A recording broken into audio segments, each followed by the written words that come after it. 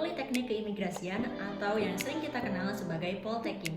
Tapi sebelumnya jangan lupa klik subscribe dan turn notification biar kamu selalu dapat informasi terbaru dari video-videoku selanjutnya. Poltekim merupakan salah satu sekolah kedinasan dari 10 sekolah kedinasan terfavorit di Indonesia yang udah pernah aku bahas di video yang ini ya. Mungkin kamu bertanya-tanya kenapa sih sekolah kedinasan secara umum ya, bukan cuma Poltekim aja kok peminatnya banyak banget, bahkan sampai ada orang yang mau mendaftar dan juga tes berkali-kali. Kalau misalnya tahun ini belum lolos, tahun depan dicoba lagi untuk ikut sekolah kedinasan. Tahun depan dicoba lagi untuk ikut sekolah kedinasan. Kok sampai kayak gitu sih? Karena fasilitas yang ditawarkan banyak banget. Yang pertama, mulai kuliahnya itu gratis. Kemudian dari segi prestis juga oke. Dan yang ketiga pastinya adalah setelah kamu lulus, kamu udah pasti dapat jaminan kerja. Kenapa? Karena kalau misalnya kamu ikut sekolah kedinasan atau perguruan tinggi kedinasan, maka kamu akan terikat pada ikatan dinas. Yang artinya kamu akan dapat jaminan kerja sebagai aparatur sipil negara atau ASN segera setelah lulus. Cuma meskipun ada beberapa keuntungan, kamu juga harus mempertimbangkan ya. Salah satunya adalah sudah dinyatakan lulus pendidikan, kamu harus bersedia ditempatkan di seluruh wilayah NKRI atau bahkan mungkin di luar negeri juga. Ini harus dipertimbangin nih. Kalau misalnya kamu merasa, wah aku kalau misalnya udah lulus dan kerja cuma dibolehin orang tua kerja yang di dekat rumah aja. Nah kalau kayak gini perlu dipertimbangin lagi nih, karena yang kamu tanda tangani dan kesepakatan awal saat mendaftar kuliah tersebut harus bersedia ditempatkan di seluruh Indonesia. Kalau kamu lagi mencari sekolah kedinasan yang cocok buat kamu, mungkin Poltekim adalah salah satu sekolah kedinasan yang bisa kamu pertimbangkan untuk kamu daftari di tahun ini. Nah, di video ini aku akan jelasin secara lengkap mulai dari Poltekim itu sebenarnya apa sih, ada prodi apa aja, syaratnya apa, kemudian fasilitas yang nantinya kamu terima itu kayak gimana, dan nanti setelah lulus kira-kira bisa kerja di mana nih, dan juga kompetensi apa yang bisa kamu peroleh setelah berkuliah selama 4 tahun di program Diploma 4 ini. Yang pertama, Politeknik Imigrasi atau yang sering dikenal dengan Poltekim adalah Akademi Layanan Pemerintah Indonesia di bawah naungan Kementerian Hukum dan HAM. Poltekim didirikan pada tahun 1962 dan didirikan kembali pada tahun 2000. Poltekim melatih individu untuk bekerja dalam pekerjaan pemerintah di bidang imigrasi, baik untuk ditempatkan di kantor imigrasi di seluruh Indonesia atau di unit imigrasi di perwakilan luar negeri Indonesia. Makanya tadi ini yang gue bilang harus bersedia ditempatkan di dalam negeri maupun di luar negeri sesuai dengan penempatan nanti kamu dapetin di mana. Terus udah itu kalau dari segi visi Poltekim itu kayak gimana sih? Nah, untuk visi dan misi ini mungkin ini penting bagi kamu karena beberapa mahasiswa memilih berkuliah di salah satu kampus atau di sekolah atau di perguruan tinggi dengan harapan punya visi dan misi yang sesuai dengan visi dan misinya pribadi. Terus udah itu kalau untuk visinya Poltekim apa nih? Visinya itu menjadi perguruan tinggi kedinasan terkemuka di Indonesia yang menghasilkan aparatur sipil negara atau ASN di bidang keimigrasian yang memiliki kompetensi berstandar internasional. Kalau dari segi misi, apa sih misi Poltekim itu?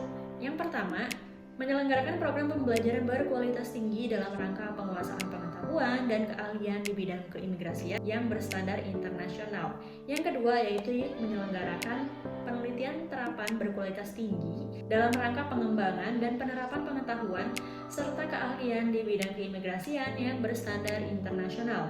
Yang ketiga yaitu menyelenggarakan pengabdian kepada masyarakat berkualitas tinggi dalam rangka penerapan pengetahuan dan keahlian di bidang keimigrasian yang berstandar internasional. Yang keempat, menyelenggarakan nilai kejuangan sehingga terbentuk sikap pembiasaan untuk beribadah, berakhlak mulia, belajar terus-menerus, berkarya, bermanfaat, bersahaja, dan bersih hati. Yang kelima, melaksanakan program pelatihan dalam rangka menumbuhkan dan meningkatkan kemampuan profesional. Dan yang terakhir, keenam, yaitu melaksanakan program pengasuhan dalam rangka membentuk jati diri peserta didik yang tanggap, tanggung, dinas, dan welas asih. Seperti yang aku sebutkan sebelumnya, bahwa Poltekim merupakan salah satu perguruan tinggi atau sekolah kedinasan yang menyelenggarakan ikatan dinas nih. Mungkin bagi teman-teman ada yang bertanya, ikatan dinas itu artinya apa? Ikatan dinas artinya peserta didik akan mendapat subsidi selama mengikuti pendidikan. Lalu setelah lulus, taruna dan taruninya diharuskan untuk mengabdi kepada pemerintah dengan diangkat menjadi aparatur sipil negara. Pendidikan di Poltekim untuk semua jurusan nggak begitu beda. Pembelajaran dilakukan dengan bentuk kuliah, ceramah, dan juga instruksi. Saat mengikuti perkuliahan sendiri, peserta didik juga akan banyak mengikuti praktek untuk mengasah kemampuan sehingga siap terjun di dunia kerja segera setelah lulus. Bagi kamu yang tertarik untuk lanjut kuliah di Poltekim, perlu kamu ketahui ya, untuk Poltekim ini terdiri dari 2 jenjang, yaitu jenjang Diploma 3 atau D3 dan juga jenjang Diploma 4 atau D4. Untuk yang D4 ini kuliahnya 4 tahun, tapi agak berbeda ya. Untuk kuliah 4 tahun ini bukan S1, meskipun S1 juga kuliahnya 4 tahun. Untuk penjelasan apa bedanya kuliah D4 atau diploma dengan S1 sudah pernah aku bahas di video yang ini ya. Untuk program apa aja yang ada di Poltekim, yang pertama yaitu Manajemen Teknologi Keimigrasian. Pendidikan di jurusan ini dilaksanakan selama 4 tahun, di mana kamu akan belajar berbagai hal terkait manajemen dan teknologi di bidang keimigrasian. Setelah lulus, nantinya kamu diharapkan bisa bekerja sebagai analis keimigrasian, peranata komputer, atau penyidik keimigrasian. Yang kedua yaitu Diploma 4 atau D4 Hukum Keimigrasian. Kamu akan belajar apa sih di prodi ini? Berbicara tentang dunia imigrasi, tentunya ada aspek hukum yang perlu dipahami. Jurusan Hukum Keimigrasian menjadi tempat yang tepat untuk belajar bagi calon-calon ahli di bidang hukum ini, yang nantinya siap bekerja di bagian imigrasi. Untuk masa belajarnya 4 tahun atau 8 semester karena programnya yaitu Diploma 4. Yang ketiga yaitu Diploma 4 atau D4 Administrasi Keimigrasian. Administrasi Keimigrasian merupakan jurusan yang berfokus pada ilmu pemerintahan, administrasi publik, kebijakan publik, dan manajemen publik pada bidang imigrasi dan batas wilayah. Lulusan dari jurusan ini akan berkesempatan untuk menjadi analis keimigrasian, petugas imigrasi, inspektur imigrasi, atau posisi lainnya sesuai dengan kebutuhan pemerintah. Untuk yang D3 yaitu Diploma 3 Keimigrasian. Poltekim juga membuka jurusan di Diploma 3 yaitu Keimigrasian yang sedikit berbeda dari jurusan yang lainnya, yaitu karena D3 maka pendidikannya hanya dilaksanakan dalam waktu 3 tahun saja, tidak seperti yang D4 tadi.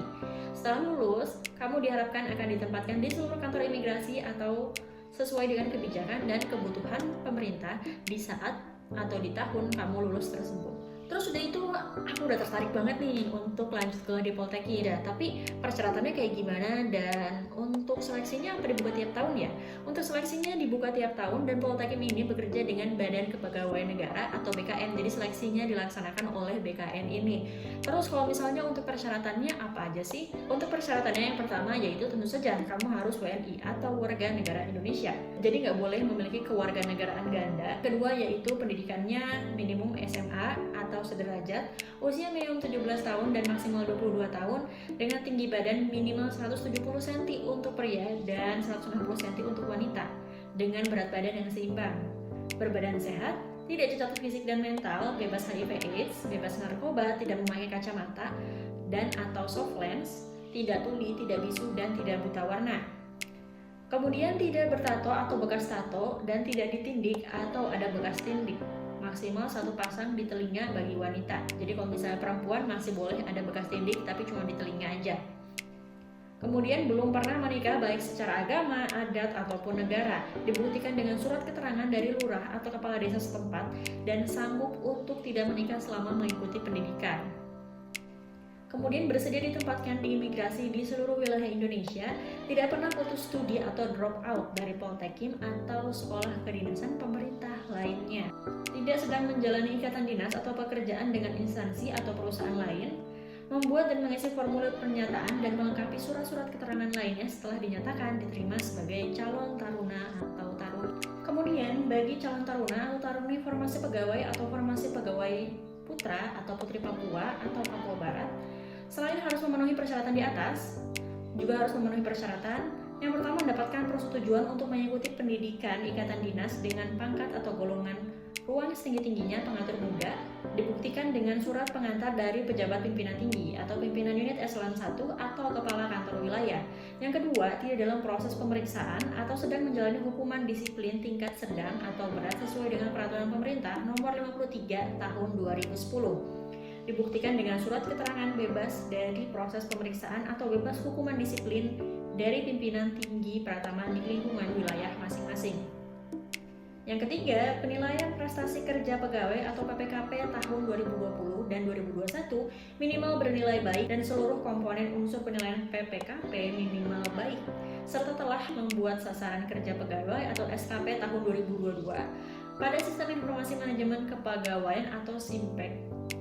Khusus PPKP tahun 2021 dibuat menjadi 2 periode, yaitu periode 1 melalui aplikasi SIMPEK dan periode 2 dibuat secara manual sesuai dengan ketentuan Permenpan RB nomor 8 tahun 2021. Linknya sudah aku tulis di sini ya. Kok ada formasi pegawai, ada formasi putra-putri Papua Barat, Itu apa sih? Jadi untuk kriteria pelamar itu dibagi menjadi 4 formasi. Apa aja sih? Yang pertama yaitu formasi umum, yang merupakan pelamar lulusan SLTA atau SMA ataupun MA dan sederajat yang memenuhi kualifikasi persyaratan sebagaimana dibuat di pengumuman yang tadi ya. Kemudian yang kedua yaitu formasi putra atau putri Papua atau Papua Barat, yaitu pelamar lulusan SMA atau sederajat yang merupakan keturunan Papua atau keturunan Papua Barat berdasarkan garis keturunan orang tua. Salah satu atau kedua orang tua itu asli Papua atau Papua Barat, dan ini harus dibuktikan dengan KTP bapak atau ibu kandung, akta kelahiran atau surat keterangan lahir yang bersangkutan, dan diperkuat dengan surat keterangan dari kepala desa, lurah, ataupun kepala suku. Yang ketiga yaitu formasi pegawai, yang merupakan pelamar yang telah diangkat sebagai pegawai negeri sipil, Kementerian Hukum dan Hak Asasi Manusia, dan memenuhi kualifikasi persyaratan sebagaimana dalam pengumuman ini. Yang keempat yaitu formasi pegawai putra atau putri Papua Barat, yang merupakan pelamar keturunan asli putra atau putri Papua atau Papua Barat yang telah diangkat sebagai pegawai negeri sipil, Kementerian Hukum dan Hak Asasi Manusia, dan memenuhi kualifikasi persyaratan sebagaimana dalam pengumuman ini. Kalau kamu tertarik untuk lanjut kuliah di sekolah kedinasan atau perguruan tinggi Poltekim ini, kamu bisa segera cek kapan waktu pendaftarannya di tahun 2002 ini, dan kamu juga bisa mulai mempersiapkan persyaratan-persyaratan umum maupun persyaratan akademis yang harus kamu miliki saat seleksi administrasi awal. Kalau kamu punya pertanyaan lain terkait sekolah kedinasan, kamu bisa tanya juga di kolom komentar di bawah ini. Atau misalnya kalau kamu pengen dibuatin video tentang sekolah kedinasan lain nih, kamu bisa juga tulis di kolom komentar di bawah ini. Terima kasih sudah menonton video ini sampai akhir. Jangan lupa klik subscribe dan turn on notification. Sampai jumpa di video selanjutnya.